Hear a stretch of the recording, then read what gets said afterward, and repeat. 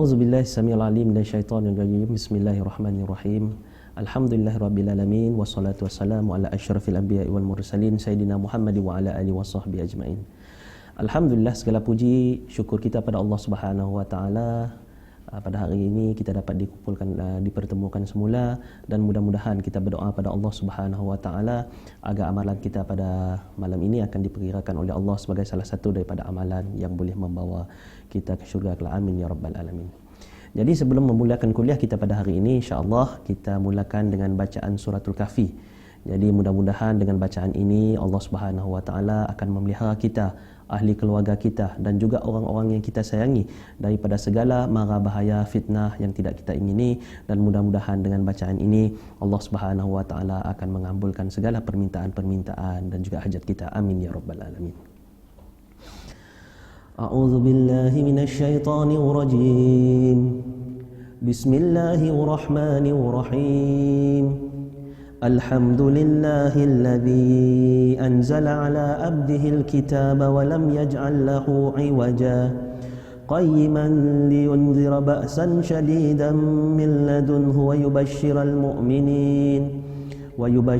mu'minin alladhina ya'maluna as-salihati anna lahum ajran hasana makithina fihi abada wa yunzira alladhina qalu ittakhadha Allahu walada ma lahum bihi min ilmin wala liabaihim kaburat kalimatan takhruju min afwahihim in yaquluna illa kadhiba fala'allaka bakhi'un nafsaka ala atharihim in lam yu'minu bihadzal hadithi asafa Inna ja'alna ma 'alal ardi zinatan laha linabluwahum ayyuhum ahsanu 'amala wa inna laja'iluna ma 'alayha sa'idan juruza am hasibta anna ashabal kahfi war-raqim kanu min ayatina ajaba إذ أوى الفتية إلى الكهف فقالوا ربنا آتنا من لدنك رحمة وهيئ لنا من أمرنا رشدا صدق الله العظيم.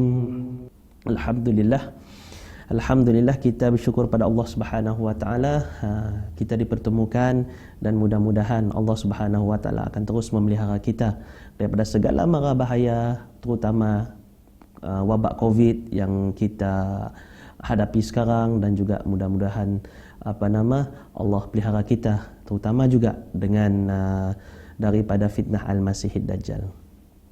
Sidang pendengar yang dirahmati Allah Subhanahu wa taala sekalian, jadi pada kuliah kita pada kali ini, insya-Allah saya akan membawakan satu tajuk berkenaan dengan satu tokoh, yang mana tokoh ini kemungkinan ada di antara kita jarang sekali mendengarnya. Tokoh ini antara rajulun ataupun laki-laki yang disebutkan di dalam Al-Quran. Beliau adalah Habib An-Najjar, Habib si tukang ukir.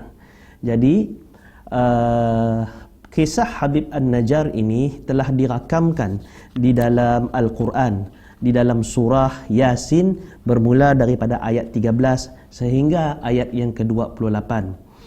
Kalau dilihat bahawa Habib An-Najjar ini, kalau menurut pandangan ulama, merupakan seorang laki-laki yang disebut di dalam Al-Quran ketika mana pada saat nabi-nabi yang datang melakukan dakwah kepada penduduk di satu negeri itu, tetapi dakwah itu ditolak oleh orang-orang yang ada di kampung tersebut.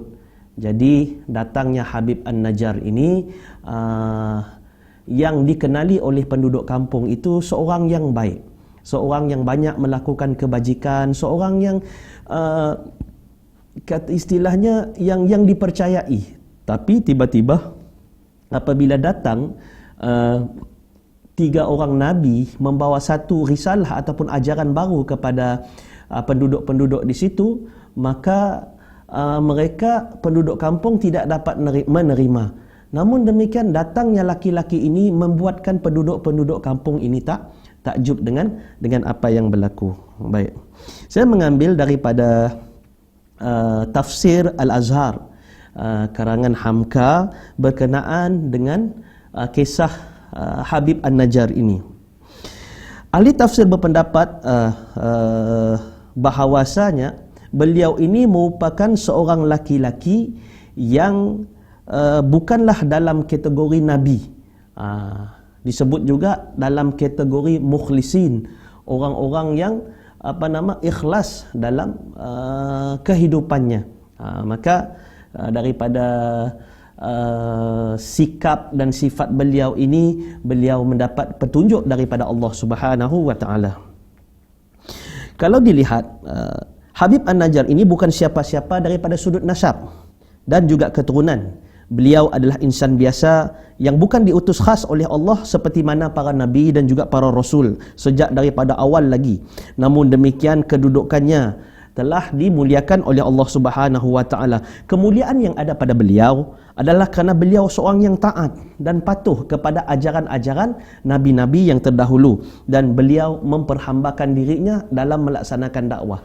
Dakwah yang dilakukan oleh Habib An-Najjar ni tidak sebagaimana yang diturut sebagaimana nabi-nabi, yang mana kalau nabi-nabi dan rasul-rasul apabila mereka melakukan dakwah, maka dakwah yang disampaikan oleh mereka merupakan wahyu daripada Allah Subhanahu wa taala.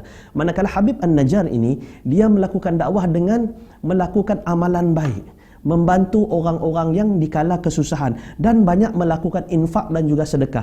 Padahal beliaulah orang yang selayaknya ataupun sepatutnya menerima infak dan sedekah tersebut. Tetapi hal tersebut tidaklah menghalang beliau daripada untuk melakukan kebajikan dan kebaikan-kebaikan tersebut. Dan juga disebut bahawa Habib An-Najjar ini juga mempunyai penyakit. Menurut ulama tafsir menerangkan bahawa beliau menghidapi penyakit kusta, sehingga menyebab beliau tinggal jauh daripada orang lain. Baiklah, kita baca tafsir surah Yasin ini daripada ayat yang ke-13 hingga ayat yang ke-21 yang akan menceritakan berkenaan dengan bagaimana kedudukan Habib An-Najjar ini.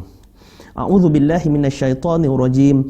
Wadrib lahum mathalan ashabal qaryati idz jaa'ahal mursalun.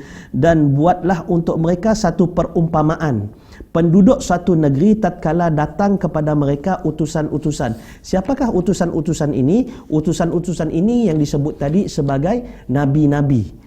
Menurut ahli tafsir mengatakan bahawa negeri itu ialah Intaqiyah. Zaman sekarang ianya berada di wilayah Turki, dan menurut mereka tiga nabi-nabi itu bernama Antikus bin Antikus. Satu-satunya pemerintahan raja, diperintah oleh seorang raja yang bernama Antikus. Manakala nabi yang datang, rasul yang datang pada waktu itu namanya adalah Syekh Syakdud, dan juga pembantu mereka yang bernama Shalom. Tetapi ada riwayat lain mengatakan bahawa Rasul itu bernama Syam'un. Kalau kita melihat sejarah Syam'un ini kalau dalam bahasa Israelnya disebut dengan nama Samson the Great.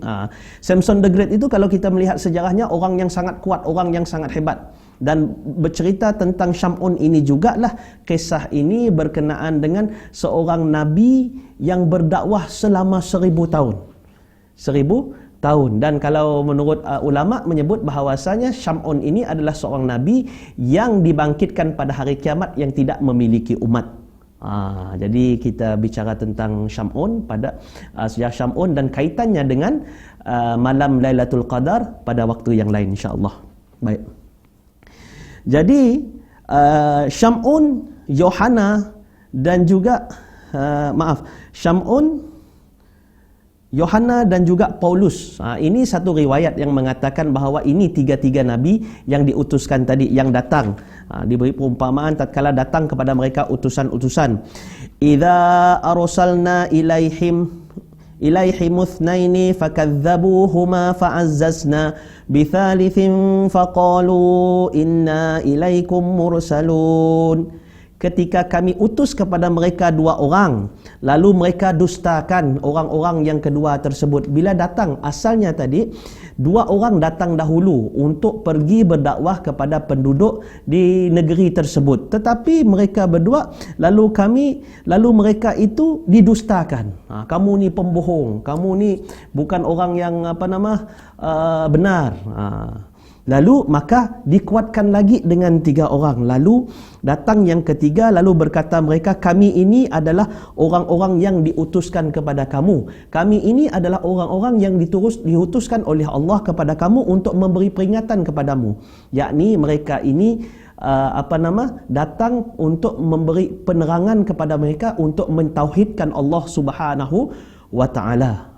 Jadi apabila penduduk kampung tersebut, negeri tersebut mendengar seruan daripada nabi-nabi ini, ia merupakan satu ajaran yang baru, sebagaimana baginda Nabi sallallahu alaihi wasallam berdakwah dengan penduduk musyrikin Mekah pada waktu tersebut. Satu Tuhan hendak ditukar kepada 300 lebih berhala-berhala yang ada, dan setiap berhala-berhala itu mempunyai nilai-nilai harta untuk penduduk musyrikin Mekah pada waktu tersebut, sumber keuntungan mereka. Maka mereka melihat perkara yang sama, perkara yang terjadi kepada 3 orang nabi-nabi terdahulu, sama juga berlaku kepada baginda Nabi sallallahu alaihi wasallam, di mana mereka ditolak dakwah-dakwah mereka. Kalau Nabi Muhammad sallallahu alaihi wasallam datangnya dengan satu nabi, tetapi nak diceritakan bahawa, dikuatkan bahawa penduduk di negeri itu didatangkan dengan 3 orang rasul untuk menyampaikan dakwah kepada mereka. Kita lihat bahawa di mana kedudukan rasul-rasul ini. Rasul-rasul ini hanya diutuskan untuk sebuah negeri sahaja, 3 rasul. Sedangkan Nabi Muhammad sallallahu alaihi wasallam diutuskan rahmatan lil alamin, diutuskan untuk seluruh umat yang bukan hanya berada di Saudi pada waktu tersebut, di tanah Arab, tetapi seluruh, termasuk di Persia, termasuk di Itali, termasuk kita di Malaysia, di Indonesia. Seluruh dunia diutuskan satu nabi sahaja. Kalau kita nak buat perbandingan antara nabi-nabi terdahulu dengan baginda Nabi sallallahu alaihi wasallam, sudah pasti beban yang ada pada baginda Nabi sallallahu alaihi wasallam itu lebih berat, dan tidak hairanlah kenapa nabi itu Muhammad sallallahu alaihi wasallam disebut dengan nama Sayyidul Anbiya. Jadi ketika mana dikuatkan lagi, maka dakwah mereka ditolak. Qalu ma antum illa basyarum mithluna wa ma anzalar rahmanu min syai'in in antum illa takdzibun. Mereka menjawab, kamu ini tidak lain hanyalah manusia seperti kami saja. Mereka menolak kerasulan-kerasulan mereka, para utusan Allah tadi. Mereka tak terima. Kamu dengan saya sama sahaja, tidak ada bezanya. Tuhan yang Maha Pengasih tidak menurunkan apa-apa. Anzalar rahmanu min syai' in antum illa takdzibun. Tidak lain kamu ini hanya pandai bercakap bohong sahaja. Ini respon daripada penduduk-penduduk di kawasan tersebut. Bahkan mereka berdebat, berhujah. Maka dijawab lagi oleh para nabi tersebut. Qalu rabbuna ya'lamu inna ilaikum lamursalun. Mereka berkata, Tuhan kami lebih tahu bahawa kami ini benar-benar diutus kepada kamu.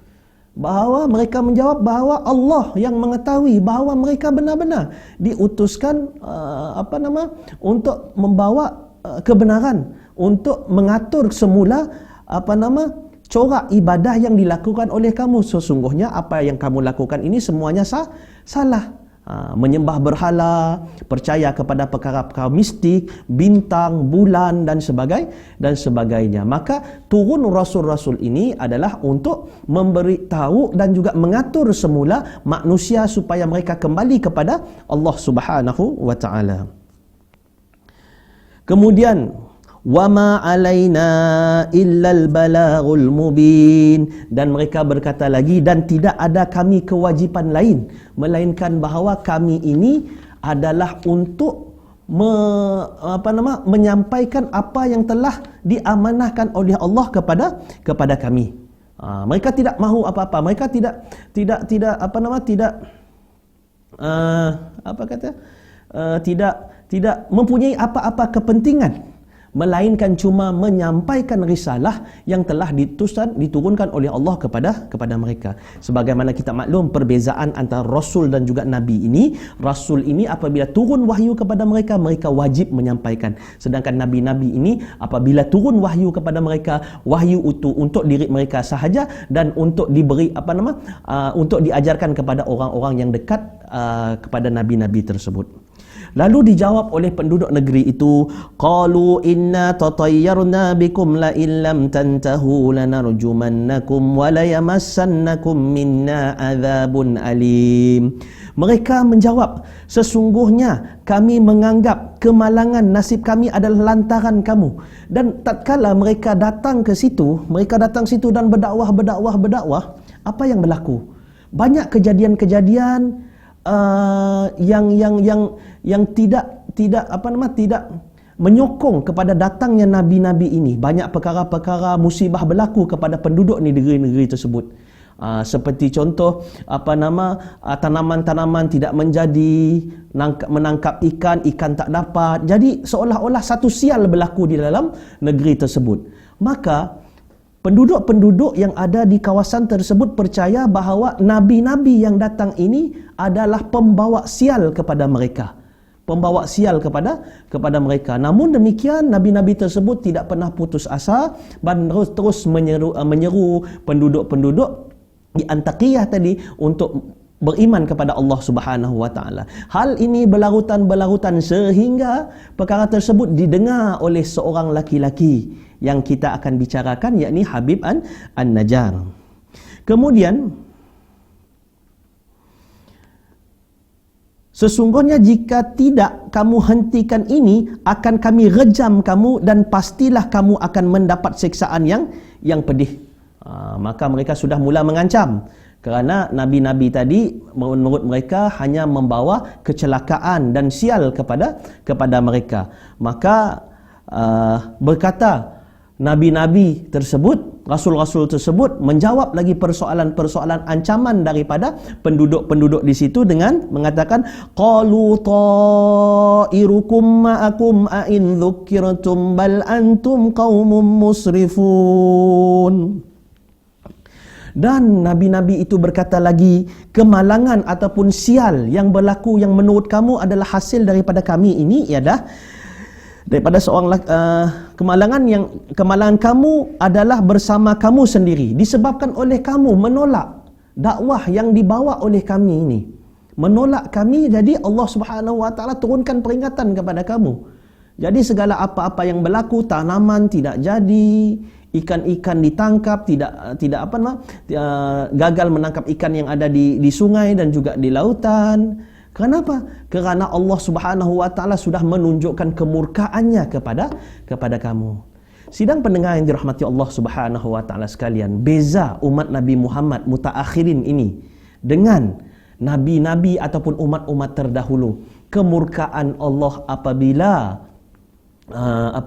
satu kemungkaran dilakukan oleh manusia, Allah akan cepat-cepat menurunkan bala. Sebagai contoh zaman Nabi Musa, apabila mereka tidak beriman kepada Nabi Musa, untuk Nabi Musa berkata jangan menangkap ikan pada hari Sabtu, maka mereka juga menangkap ikan, maka Allah ubah terus orang-orang yang ingkar pada perintah Nabi Musa itu berubah menjadi beruk. Begitu juga dengan kaum Nabi Lut, diterbalikkan terus bumi tersebut sehingga tenggelamlah mereka.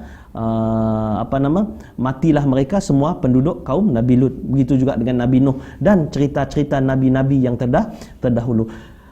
Balasan Allah segera ataupun cepat kepada mereka apabila berlaku satu-satu kemungkaran di kalangan umat manusia apabila tidak mentaati Allah Subhanahu wa taala. Disebabkan itu baginda Nabi SAW berdoa kepada Allah supaya janganlah umatnya, yakni umat Nabi Muhammad SAW, apabila berlaku kemungkaran jangan dihapuskan umatnya secara keseluruhan. Maka kalaupun berlaku musibah-musibah sikit-sikit yang berlaku di tempat-tempat lain akibat daripada kemungkaran mereka, itu hanya sedikit sahaja yang diturunkan oleh Allah Subhanahu wa taala. Bahkan kamu adalah kaum yang melampaui, qaumum musrifun, kata oleh nabi-nabi, rasul-rasul terdahulu kepada mereka. Jadi perdebatan itu berlaku sehinggalah penduduk-penduduk di situ mula mengancam Nabi dan ingin mengambil tindakan untuk merejam mereka. Jadi nabi-nabi terdahulu walaupun diancam demikian, mereka sudah bersedia untuk menerima segala macam apa yang akan mendatangi mereka. Maknanya mereka sudah bersiap untuk syahid asal mana mereka mempertahankan apa yang dibawa dan diamanahkan oleh Allah Subhanahu wa taala kepada mereka. Maka kemudian ittabi'u man la yas'alukum ajran wa hum muhtadun. Wa jaa'a min aqsal madinati rajulun yas'a qala ya qaumi ittabi'ul mursalin. Dan datanglah daripada hujung negeri itu seorang laki-laki yang bergegas. Dia berkata, wahai kaumku, ikutilah olehmu orang-orang yang diutus ini. Jadi di dalam tafsir bahawa ketika mana Habib An-Najjar datang pada waktu tersebut, kemungkinan dia telah mendapat petunjuk daripada Allah Subhanahu wa taala berkenaan dengan kedatangan rasul-rasul ini. Jadi dia bergegas disebabkan oleh kerana dia memiliki kepercayaan penduduk-penduduk kampung tersebut. Orang-orang di negeri tersebut percaya bahawa tentang bagusnya akhlak Habib ini, sehingga mereka apabila Habib memberitahu bahawa ini adalah orang yang benar, mereka terkejut. Sedangkan dia tidak mengetahui akan siapa 3 orang laki-laki ini yang ternyata orang asing daripada mereka. Maka apabila Habib An-Najjar mengatakan bahawasanya rajulun yas'ah qala ya qaumi ittabi'u, maknanya ikutilah orang-orang yang diutuskan mursalin, orang-orang yang telah diutuskan oleh Allah ini. Ittabi'u man la yas'alukum ajram wa hum muhtadun, ikutilah olehmu orang-orang yang tidak meminta upah. Maknanya Habib An-Najjar tadi memberitahu bahawa yang datang ke sini semata-mata untuk mendapat menyampaikan sesuatu yang telah diamanahkan oleh Allah Subhanahu wa taala kepada mereka. Dan mereka tidak mempunyai apa-apa kepentingan. Maksudnya upah di sini adalah ingin mendapat tempat, ingin mendapat darjat, ingin mendapat harta. Jadi Habib An-Najjar menyebut bahawa ittabi'u man la yas'alukum ajram wa hum muhtadun, ikutilah olehmu orang-orang yang tidak meminta upah kepada kamu dan mereka adalah orang-orang yang mendapat petunjuk. Itu pada perbincangan yang pertama di dalam tafsir Al-Azhar daripada ayat 1 hingga ayat yang ke-21. Sehingga datangnya rajulun, seorang laki-laki. Apabila ayat Al-Quran bercerita tentang rajulun ini adalah seorang laki-laki yang kekar, seorang laki-laki yang mempunyai jiwa yang kuat, yang kukuh. Bukanlah sebagai syabab ataupun pemuda-pemuda, tidak. Dia disebut sebagai rajulun, orang laki-laki yang hebat, orang laki-laki yang kekar badannya. Tapi menurut ahli tafsir dia juga mempunyai penyakit. Baik. Kemudian wa ma liyala a'budul ladzi fatarani wa ilaihi turja'un, mengapa aku tidak akan menyembah kepada yang telah menciptakan daku dan kepadanya kami semuanya akan dikembalikan. Terus Habib An-Najjar berdakwah juga dengan penduduk yang ada di negeri tersebut. Kenapa tidak? Aku menyembah orang yang telah menciptakan aku. Attakhidhu min dunihi alihatan ay yuridnir rahmana bidurril Rahmanu bidurril la tughni anni syafa'atuhum syai'an wa la yunqizun. Apakah aku akan mengambil Tuhan selain daripada dia? Yang ini yang dikatakan tadi, bahawa Habib An-Najjar ini adalah seorang yang telah diberi petunjuk oleh Allah Subhanahu wa taala. Sepakat ulama mengatakan bahawa dia ini bukanlah di kalangan nabi dan rasul. Maka kalau begitulah keadaannya, sudah pasti kedudukannya tetap tinggi di sisi Allah, dan mungkin dia adalah orang-orang yang terpilih yang menurut ulama sebagai kelompok mukhlisin, yang mana kelompok ini adalah di kalangan para wali Allah, dipilih oleh Allah Subhanahu wa taala. Dipilih oleh Allah Subhanahu wa taala untuk membantu para rasul-rasul yang datang menjalankan dakwah kepada mereka. Maka beliau berkata bahawa dia tidak akan mempersoalkan apakah aku tidak menyembah orang yang telah menciptakan aku, maka apakah aku akan mengambil Tuhan-Tuhan selain daripada dia. Jika Tuhan Maha Pengasih hendak memudaratkan aku, maka tidaklah berguna untukku syafaat mereka sedikit jua pun, dan tidaklah mereka akan dapat menyelamatkan aku.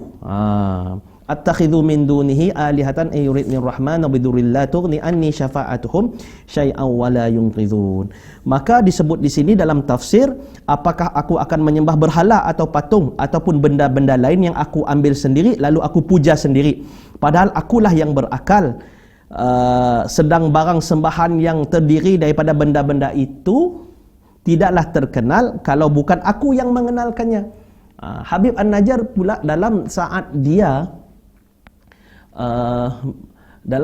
dia menyampaikan dakwah itu tadi, sedikit sebanyak dia mengusik perasaan yang ada pada penduduk-penduduk di situ. Jadi mereka sedikit merasa tersinggung dengan apa yang disebut oleh Habib An-Najjar tadi, terutama sekali tentang Tuhan-Tuhan mereka. Berhala ini tidak ada apa-apanya. Berhala ini kalau aku tidak memperkenalkannya, maka mereka tidak akan terkenal. Maka itu perkataan Habib An-Najjar. Tidaklah bertuah apa-apa kalau tidak aku yang menuahkannya. Maknanya dia juga berbicara. Maknanya di sini dalam detail tafsir disebut, apa yang disebut oleh Habib An-Najjar ini adalah dengan menafikan Tuhan-Tuhan yang sedia ada yang disembah oleh mereka. Bertuah aku bukan kerana berhala, bertuah aku bukan kerana pokok ini, bertuah aku bukan kerana bintang ini dan hari ini dan sebagainya. Tidak.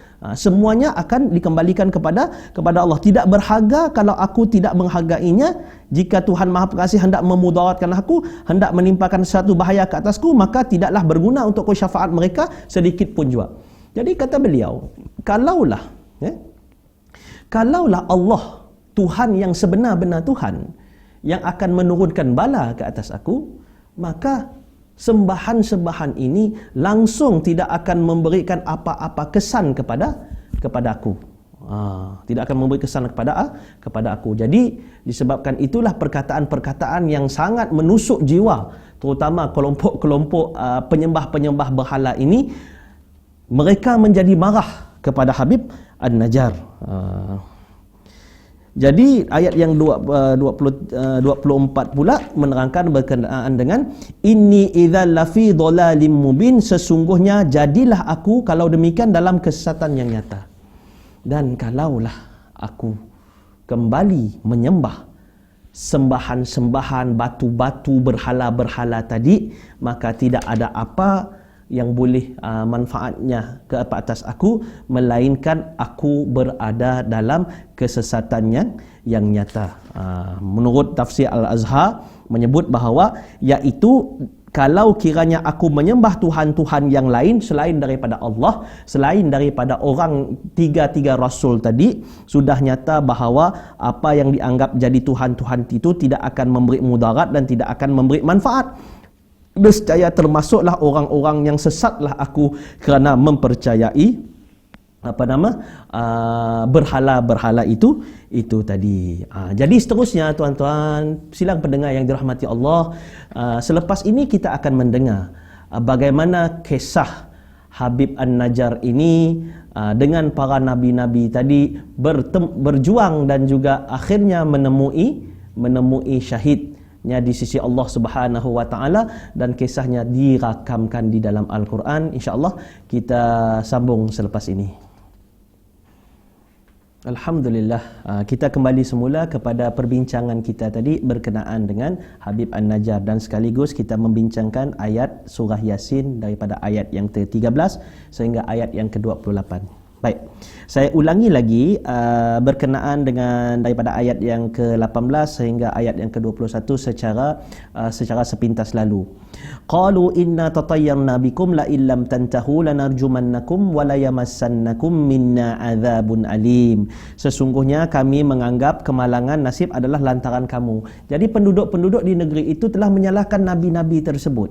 Menyalahkan nabi-nabi tersebut kerana kedatangan mereka membawa sial dan juga bala kepada negeri mereka, sehingga segala perkara-perkara yang ada di sekeliling mereka itu terjadi musibah yang terlalu banyak. Maka kemudian dijawab oleh nabi-nabi tersebut bahawa qalu ta'irukum ma'akum a'in dzukirtum bal antum qaumum musrifun, dan berkata mereka kemalangan ataupun sial-sial yang berlaku ke atas kamu itu adalah kerana diri kamu sendiri, kerana kamu telah menolak dakwah-dakwah yang telah dibawakan oleh kami kepada kamu. Kamu telah menolak kalam-kalam ataupun perkataan-perkataan Allah yang telah diamanahkan kepada kami untuk disampaikan kepada kamu. Maka sehingga mereka bertegang urat, saling tomah, menomah. Bukanlah nabi-nabi tidak menomah lah, maksudnya mereka ini asyik menyerang nabi-nabi tersebut, dan nabi-nabi juga menjawab segala persoalan dan juga keraguan-keraguan mereka, kerana penduduk di negeri ini sudah menolak, kerana menurut mereka mempunyai kepentingan yang tersendiri, yakni setiap daripada berhala-berhala tersebut akan memberikan keuntungan kepada mereka, lebih-lebih lagi kepada orang-orang yang menjual berhala-berhala tersebut kepada penduduk-penduduk di dalam negeri tersebut. Maka kerana sudah sampai kepada kemuncaknya sehingga mereka diancam untuk direjam, lanarjumannakum wala yamassannakum minna adzabun alim, akan kami rejam kamu dan pastilah kamu akan mendapat siksaan yang pedih. Maka datanglah seorang laki-laki yang dikenali dengan nama Habib An-Najjar, Habib si tukang ukir. Wajah amin aqsal madinati rajulun yas'a qala ya qaumi tabi'ul mursalin, dan datanglah daripada hujung negeri itu seorang laki-laki bergegas, dia berkata, wahai kaumku, ikuti olehmu akan orang-orang ini. Karena Habib ini sudah mendapat dihormatilah, istilahnya dihormati, orang kenal dia seorang yang baik, yang sering melakukan kebaikan, maka dia pun datang untuk membenarkan perkataan rasul-rasul ini. Dan ini mengejutkan penduduk-penduduk di negeri tersebut. Bagaimana Habib ini boleh mempertahankan orang-orang asing yang dia tidak kenal itu membenarkan perkataan-perkataan mereka, sedangkan dia tidak lagi mendengar hujah-hujah daripada kedua-dua pihak. Sebaliknya Habib An-Najjar apabila datang terus mempertahankan mereka dengan mempersoalkan tentang apa yang amalan-amalan yang dilakukan oleh penduduk-penduduk negeri itu. Maka beliau berkata, ittabi'u man la yas'alukum ajram wa hum muhtadun, ikutilah olehmu orang-orang yang tidak meminta upah. Maka diingatkan Habib An-Najjar bahawa mereka yang datang ini tidak mempunyai apa-apa kepentingan, melainkan mereka datang ini semata-mata untuk memberikan memberikan petunjuk yang telah diturunkan oleh Allah Subhanahu wa taala kepada mereka untuk disampaikan kepada penduduk-penduduk di tempat tersebut. Maka dia pun mempersoalkan beberapa hal sehingga menyebabkan penduduk-penduduk di situ pada asalnya menghormati Habib An-Najjar, tetapi oleh kerana kecenderungan Habib An-Najjar untuk menyebelahi orang-orang asing ini, maka itulah yang menyebabkan penduduk-penduduk di situ merasa marah dengan Habib An-Najjar. Ayat yang ke-22, wa ma liya la a'budul ladzi fatarani wa ilaihi turja'un a'attakhidhu min dunihi alihatan ay yuridnir rahmana bidurrin la tughni anni syafa'atuhum syai'an wa la yunqizun. Mengapa aku tidak menyembah kepada yang telah menciptakan daku dan kepadanya kita semua akan dikembalikan? Yakni memperingatkan kepada penduduk di negeri tadi, pembesar-pembesar, kepada ketua-ketua kabilah di antara mereka itu supaya mempersoalkan bahawa kenapa aku tidak menyembah Tuhan yang telah menciptakan aku dan kepadanya juga aku kembali. Dan apakah aku mengambil Tuhan-Tuhan selain daripada dia? Kenapa aku perlu mengambil berhala-berhala daripada yang menjadi ukiran-ukiran kamu? Berhala itu tidak terkenal kalau aku tidak mengenalkannya. Berhala itu tidak bertuah melainkan aku yang membawa tuah itu sendiri. Jadi perkataan-perkataan ini sangat menyakiti penduduk-penduduk di negeri tersebut. Sehingga dia berkata, jika Tuhan Maha Pengasih hendak memudaratkan aku, maka tidak berguna untukku syafaat mereka. Yakni syafaat berhala-berhala tadi. Kalau Allah Subhanahu wa taala nak menurunkan, nak memudaratkan kepada aku, dan tidaklah mereka akan mendapat menyelamatkan aku daripada kemurkaan Allah Subhanahu wa taala. Jadi Habib An-Najjar ini nak memberitahu kepada penduduk-penduduk yang ada di negeri tersebut supaya taatlah kepada tiga-tiga rasul ini, supaya mereka ini supaya mereka penduduk-penduduk negeri itu tidak mendapat kemurkaan daripada Allah Subhanahu wa taala. Inni idzal lafi dhalalim mubin. Sesungguhnya kalau aku percaya kepada berhala-berhala yang telah kamu sembah selama ini, nescaya aku tergolong daripada orang-orang yang berada di dalam kesesatan. Kemudian ayat yang ke-25, inni amantu bi rabbikum fasma'un. Sesungguhnya aku telah percaya kepada Tuhan kamu itu, maka dengarkanlah akan daku. Apa yang dimaksudkan di sini? Ya? Turutilah nasihat aku. Katanya kepada penduduk negeri itu bahawasanya nasihat aku ini yang benar, yang akan membawa selamat bagimu jika kamu turuti. Habib An-Najjar memberitahu kepada penduduk di situ supaya mengikuti ajaran-ajaran Nabi ini. Kerana kemungkinan Habib An-Najjar telah diberikan oleh Allah Subhanahu wa taala petunjuk bahawa sekiranya penduduk-penduduk di situ menolak ajakan daripada nabi-nabi tersebut, sudah pasti akan berlaku satu bala yang besar. Sebagaimana Nabi Nuh, sebagaimana Nabi Lut alaihi salatu wassalam, diturunkan malaikat kepada Nabi Lut untuk memberitahu supaya keluar daripada negerinya. Negerinya kerana akan turun bala yang besar kepada penduduk-penduduk kaum Lut pada waktu tersebut. Begitu juga dengan Nabi Nuh, Allah Subhanahu wa taala turunkan wahyu untuk membina sebuah kapal yang besar supaya apabila kemurkaan Allah turun kelak, maka mereka akan terselamat daripada kemurkaan Allah Subhanahu wa taala. Maka begitu jugalah Habib An-Najjar memberitahu kepada penduduk yang ada di negeri tersebut supaya ikutilah akan nasihat-nasihat aku ini. Nescaya kamu juga akan selamat sekiranya kamu menuruti nasihat-nasihat itu. Setelah orang yang datang daripada hujung negeri itu memberi nasihat yang demikian kepada kaumnya, maka turunlah maka datanglah lanjutan daripada ayat yang 26.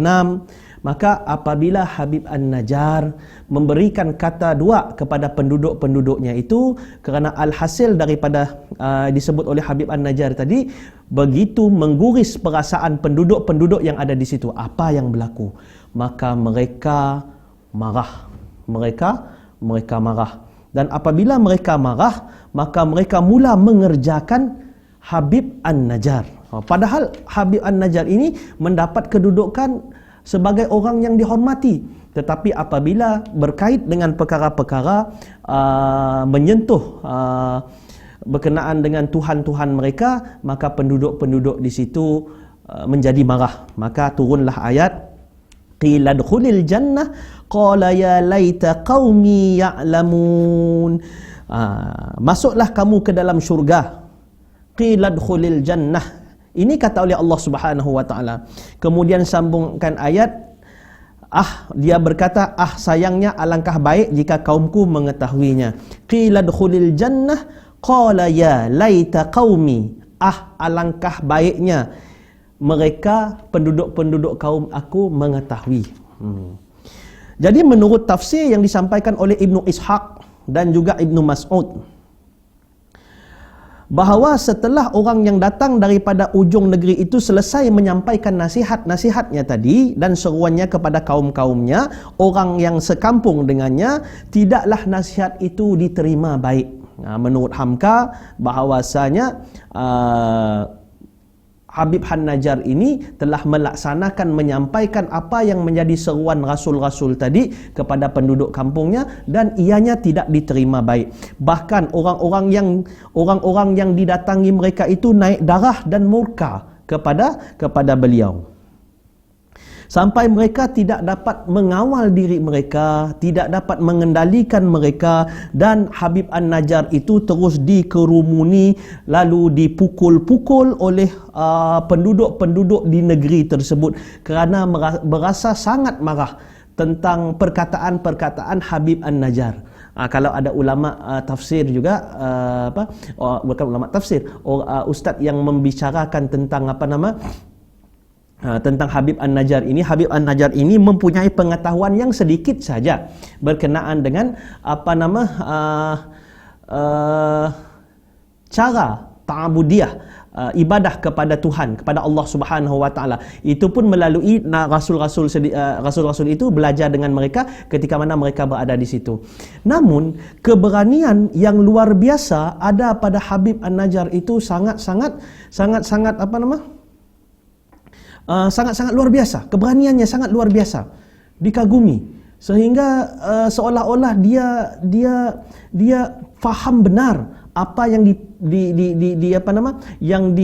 diketahui olehnya, faham benar, seolah-olah sudah memiliki kefahaman yang orang yang belajar pada tempoh yang cukup lama. Sehingga menyebabkan penduduk-penduduk di situ marah kepada Habib An-Najjar. Maka setelah dipukul, apa yang berlaku, Habib An-Najjar pun terjatuh, dan pada saat dia terjatuh, dia diinjak-injak, diinjak-injak sehingga menurut tafsir ini sehingga mati. Dikhabarkan bahawa sehingga terkeluar isi perutnya lantaran diinjak-injak oleh semua penduduk-penduduk yang ada di negeri tersebut. Maka lalu dia mati. Maka datanglah Allah Subhanahu wa taala, sabda firman Allah Subhanahu wa taala kepada ahli dakwah, yakni Habib An-Najjar ini, qila dkhulil jannah, dan masuklah kamu ke dalam syurgaku. Jadi Allah Subhanahu wa taala telah memberikan syurga kepada Habib An-Najjar. Jadi syurga itu apa maksudnya? Syurga itu dimaksudkannya ialah ketika mana Habib An-Najjar, Allah Subhanahu wa taala telah memberikan kedudukan yang tinggi di mana di dalam alam barzakh tersebut. Dan yang dahsyatnya apa yang disebut di dalam firman Allah Subhanahu wa taala, Allah juga merakamkan kehidupan Habib An-Najjar di dalam kubur. Qila dkhulil jannah qala ya laita qaumi ya'lamun. Maka ketika mana Habib An-Najjar bangkit daripada kubur tersebut, maknanya di dalam alam barzakh tersebut, apa yang dikatakannya, kerana memang demikianlah janji orang yang ditentukan Allah untuk orang-orang yang menjadi korban oleh sebab menyampaikan dakwah kepada Tuhan. Maka setelah dia mendapat pahala, kedudukan yang tinggi, apa-apa janji-janji Allah di dalam alam barzakh ini, maka kata Habib An-Najjar, qala ya laita qaumi ya'lamun, alangkah baiknya jika kaum aku mengetahui bahawa seruan aku tadi telah memberikan pahala yang luar biasa kepada aku. Bagaimana Habib An-Najjar ini sudah mendapat emas, sudah mendapat tahta, sudah mendapat singgahsana, sudah mendapat segala-galanya. Kenapa dia perlu lagi memikirkan orang yang berada di atas muka bumi? Kenapa? Tapi kerana sayangnya, jiwanya yang sangat mencintai umat, maka dia berkata, kalaulah sidaknya tahu apa yang aku perolehi sekarang, sesungguhnya mereka akan berasa beruntung. Maka sampai di situ kisah Habib An-Najjar. Dakwahnya tidak terhenti di situ, dakwahnya masih lagi berada di dalam alam barzah, masih memikirkan umatnya. Jadi kisah Habib An-Najjar ini kalau dilihat secara kasar, dilihat mati dalam keadaan yang hina dina, dibunuh dan sebagainya. Tetapi pada pengakhiran cerita yang dirakamkan oleh Allah, dia telah menjadi seorang yang syahid pada jalan Allah Subhanahu wa taala. Jadi, apa yang berlaku kepada orang-orang yang telah mendustakan perkataan nabi-nabi dan juga rasul tadi, dan juga telah membunuh Habib An-Najjar?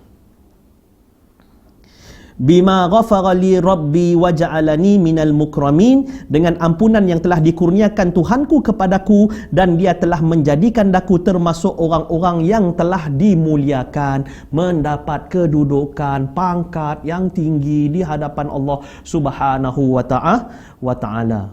Begitulah keadaan Habib An-Najjar, dimuliakan oleh Allah Subhanahu wa taala kerana menyampaikan dakwahnya dan syahid dalam menyampaikan dakwahnya. Dia tidak melawan. Sebaliknya dia telah diberikan oleh Allah Subhanahu wa taala jiwa yang kukuh. Yang penting menyampaikan sesuatu sehingga pada titisan darah yang terakhir. Maka selesailah Habib An-Najjar ini kehidupannya dalam menyampaikan dakwahnya. Sebab itu dakwah ni tuan-tuan dikasihi dirahmati Allah Subhanahu wa taala, Allah Subhanahu wa taala tidak melihat. Bila kita melakukan dakwah, Allah tidak melihat berapa orang yang datang mengikuti dakwah kita. Sebenarnya, sebaliknya Allah nak melihat apa usaha yang dilakukan oleh kita. Fadzakkir innama anta mudzakkir, dan berilah peringatan wahai Muhammad, sesungguhnya engkau ini diutuskan untuk memberi ingat kepada orang. Lasta alaihim bimusaitir, tentang orang-orang yang nak menerima apa yang menjadi peringatan engkau, dakwah ke engkau. Maka ini adalah kerja Allah yang memegang hati-hati manusia. Allah memilih sama ada hendak membuka hatinya ataupun hendak menutupkan hatinya dalam menerima dakwah pada Allah Subhanahu wa taala. Jadi peringatan Habib An-Najjar ini tidak terhenti di situ. Ayat yang ke-28. Wa ma anzalna ala qaumihi min ba'dihi min jundim minas sama'i wa ma kunna munzilin. Ayat ini Allah telah Allah telah menunjukkan kesombongannya. Allah menunjukkan kesombongannya kepada siapa? Kepada penduduk-penduduk negeri tadi. Bagaimana? Dan tidaklah kami menurunkan ke atas kaumnya itu sesudah Habib An-Najjar meninggal, maka Allah turunkannya kami suatu pasukan daripada langit dan tidak kami menurunkannya. Aku perlu turunkan pasukan-pasukan yang macam ababil, burung-burung ababil yang memusnahkan Abrahah pada zaman Abu Talib. Nyasik perlu menurunkan pada sebuah negeri yang besar. Allah nak menunjukkan akan kekuasaannya kepada orang-orang yang mengingkari segala peringatan-peringatan yang telah diberikan, bahkan diturunkan nabi-nabi, rasul-rasul, sehingga 3 orang nabi dan rasul itu memperingatkan mereka tentang kesalahan-kesalahan yang dilakukan mereka dalam beribadah kepada Allah Subhanahu wa taala. Jadi Allah menunjukkan kesombongannya. Aku tidak perlukan apa-apa. Satu tentera aku tak turunkan. Maka kata Allah, in kanat illa sayhatan wahidatan fa idahum khamidun. Tidak ada selainlah satu pekikan sahaja, maka padamlah semua nyawa-nyawa mereka dan tidak tersisa satu pun. Kalau kita mempelajari berkenaan dengan azab-azab Allah Subhanahu wa taala, apabila Allah menurunkan azab, maka tidak ada satu pun yang akan terlepas daripada azab Allah Subhanahu wa taala. Satu pun tidak akan terlepas. Begitu juga dengan yang berlaku di negeri ini. Mana tadi? Jadi melihat daripada ujung ayat yang ke-29 tadi, maka tiba-tibalah padam nyawa mereka. Khamidun yang bererti ujung, bererti orang yang tidak boleh bernafas lagi. Misalnya mereka tertimbun tanah. Ayat ini menerangkan kepada kita, in kanat illa sayhatan, satu pekikan saja, dan digambarkan bahawa pekikan ini terjadi seperti letusan gunung berapi. Bunyi lautan ataupun tsunami yang berlaku kepada mereka. Jadi tafsir Azhar menyebut bahawa kerana timbunan tanah atau terbenam dalam air atau kerana terkurung dalam satu lubang, udara tidak masuk sehingga mereka mati sendiri. Ibnu Kathir dalam tafsirnya menyebut, setelah menyalin daripada riwayat setengah ahli tafsir yang mengatakan bahawa kejadian di negeri Antakiyah ini dan rasul ketiga itu ialah rasul-rasul merupakan anak-anak murid daripada Nabi Isa, yakni disebut dengan nama Hawariyun.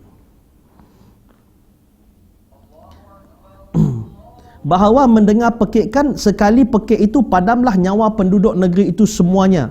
Yang mengemukakan tafsir boleh jadi negeri tersebut disebut sebuah negeri di Pompei di Itali yang terletak di Gunung Vasilus. Gunung ini meletus pada tahun 79 setelah Nabi Isa lahir. Ahli-ahli pencatat sejarah menerangkan betapa hebatnya bunyi gunung itu ketika meletus, sehingga ketika mendengar bunyinya sahaja telah banyak orang yang padam, putus terus nyawanya, letupan yang sangat luar biasa. Tuan-tuan dikasihi dirahmati Allah. Saya kongsi sedikit pengalaman saya sendiri. Ketika mana pada bulan Mac tahun 2019, kalau tak silap saya 2018 saya pergi ke Gunung Kinabalu, dan ketika mana bersiap-siap untuk naik ke atasnya pada jam 1 pagi, kami berehat sekitar jam 8.30-9. Jadi kami diminta untuk tidur awal. Jadi pada waktu itu saya pun tidurlah. Saya dengan kawan-kawan tidur. Tepat pada jam 9.06 malam, gempa bumi berlaku di atas Gunung Kinabalu tersebut. Saya mendengar sendiri, sebab saya masih belum tidur. Saya adalah orang yang terakhir tidur di kalangan sahabat-sahabat saya. Saya mendengar bunyi letupan daripada dalam bumi itu. Boom, bunyi. Kemudian bunyi itu semakin kuat, dan apabila bunyi itu naik ke atas dan berlakulah gegaran yang sangat luar biasa. Alhamdulillah, Allah Subhanahu wa taala memperpanjangkan umur saya. Kalau tuan-tuan boleh scroll Facebook saya, tuan-tuan untuk tarikh tersebut ada gambar-gambar saya berada di atas Gunung Kinabalu pada waktu tersebut. Bunyi tersebut sangat-sangat mengerikan. Sangat-sangat mengerikan. Cuma letusan itu mungkin letusan yang kita boleh dengar dan menimbulkan rasa takut. Tetapi letusan yang disebut sautik, suara pekikan ini tadi sangat luar biasa, sehingga boleh memutuskan nyawa-nyawa orang yang mendengarnya. Alhasil daripada apa? Alhasil daripada mengabaikan seruan-seruan daripada juru-juru dakwah.